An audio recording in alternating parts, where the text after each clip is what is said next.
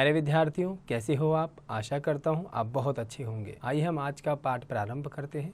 हमारे पाठ का नाम है वकस्य प्रतिकारः, अर्थात बगुले का बदला। एकस्मिन् वने एकः शृगालः एकः वृकः च निवसत स्म। तयोः मित्रता आसीत्। एकदा प्रातः शृगालः वकम् अवदत्, मित्रः स्व त्वं मया सह भोजनं कुरु। शृगालस्य निमंत्रेण वकः प्रसन्नः अभवत्। एकस्मिन् वने, एक वन में एक शृगाल और एक बगुला रहता था। तयोः मित्रता आसीत्, उन दोनों में बहुत अच्छी मित्रता थी। एकदा प्रातः काल शृगाल वकम् अभवत्, अर्थात एक बार सुबह के समय शृगाल ने बगुले को बोला, मित्र स्वत्वं मया सह भोजनम कुरु। सुबह के समय तुम मेरे साथ भोजन करना। शृगालस्य निमंत्रेण वकः प्रसन्नः अभवत्। शृगाल के निमंत्रण से बगुला बहुत खुश हुआ। अग्रिमे दिने सः भोजनाय शृगालस्य निवासं गच्छति। अगले दिन वह भोजन के लिए शृगाल के निवास पर, अर्थात जहाँ वह रहता था वहाँ पर गया। कुटिल स्वभावः शृगालः स्थाल्यां वकाय क्षीरोदनं यच्छति। बुरे स्वभाव वाला शृगाल ने स्थाल्यां वकाय यानी बगुले के लिए थाली में खीर उनको दी। वकः च वदति, और बगुले ने कहा, मित्र अस्मिन् पात्रे आवाम अधुना सहैव खादावः। बगुले ने उसको एक थाली दी और उसमें खीर थी और कहा कि मित्र हम दोनों इसी थाली में भोजन खाएंगे।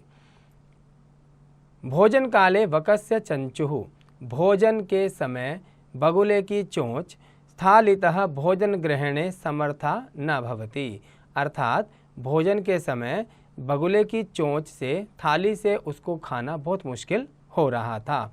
और आप सभी जानते हैं बगुले की चोंच बहुत लंबी होती है, जिसके कारण वह थाली से भोजन आसानी से नहीं खा सकता। अतः वकः केवलम क्षीरोदनम पश्यति, और इसलिए वह खीर को देखता ही रहा। शृगालः तु सर्वं क्षीरोदनम अभक्षयत्, और इस प्रकार शृगाल ने सारी खीर खा ली। शृगालेन वंचितः वकः अचिन्तयत् यथा अनेन मया सह व्यवहारः कृतः तथा अहम अपि तेन सह व्यवहरिष्यामि। शृगालेन वंचितः, शृगाल के द्वारा ठगा हुआ महसूस करने पर, वकः अचिन्तयत्, बगुले ने सोचा, यथा अनेन मया सह, जिस प्रकार इसने मेरे साथ व्यवहार किया मैं भी इसके साथ वैसा ही व्यवहार करूँगा।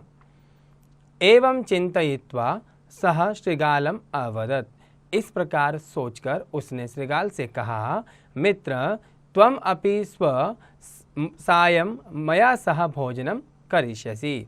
उसने कहा, हे मित्र तुम भी आने वाले कल की शाम मेरे साथ भोजन करोगे। वकस्य निमंत्रेण शृगालः प्रसन्नः अभवत्, और बगुले के ऐसे निमंत्रण से शृगाल बहुत खुश हुआ।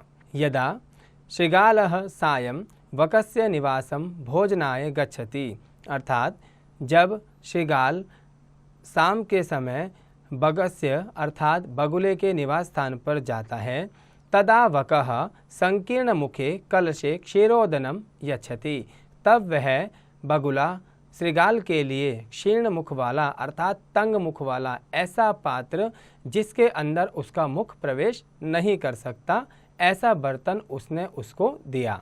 शृगालम च वदति, और शृगाल ने कहा, मित्र आवाम अस्मिन् पात्रे सहैव भोजनम कुर्वः, हम दोनों इस बर्तन में एक साथ भोजन करेंगे।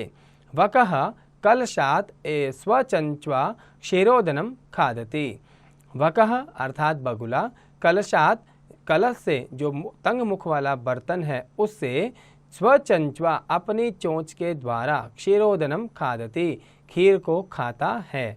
परंतु शृगालस्य मुखम कलशे न प्रविशति, परंतु शृगाल का जो मुख है वो उस कलश में नहीं जाता।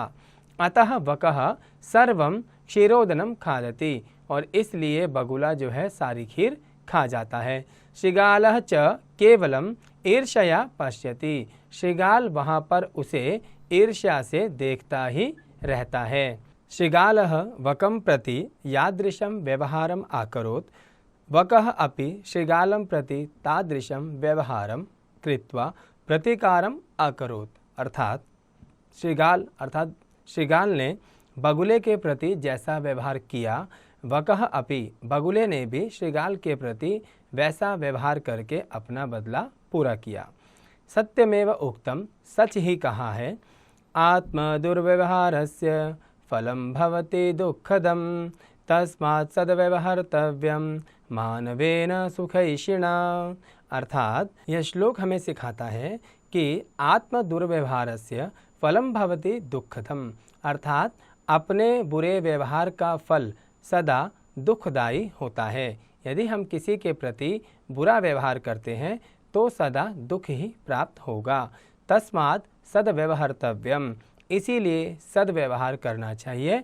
मानवेन सुखैषिणा, यदि आप जीवन में सुख की कामना करते हैं, सुख चाहने वाले हैं, तो सदा अपने जीवन में अच्छा व्यवहार करना चाहिए। प्यारे विद्यार्थियों, हम भी इस कहानी से शिक्षा ग्रहण करेंगे कि अपने जीवन में सदैव जैसा व्यवहार हमें हमारे लिए पसंद है वैसा ही व्यवहार हम दूसरों के लिए करेंगे। यदि हमें बुरा व्यवहार नहीं पसंद तो हम भी दूसरों के प्रति बुरा व्यवहार नहीं करेंगे। आशा करता हूँ कि आपको यह पाठ समझ आया होगा। आप भी अपने स्तर पर इस पाठ का हिंदी भावार्थ जरूर कीजिएगा।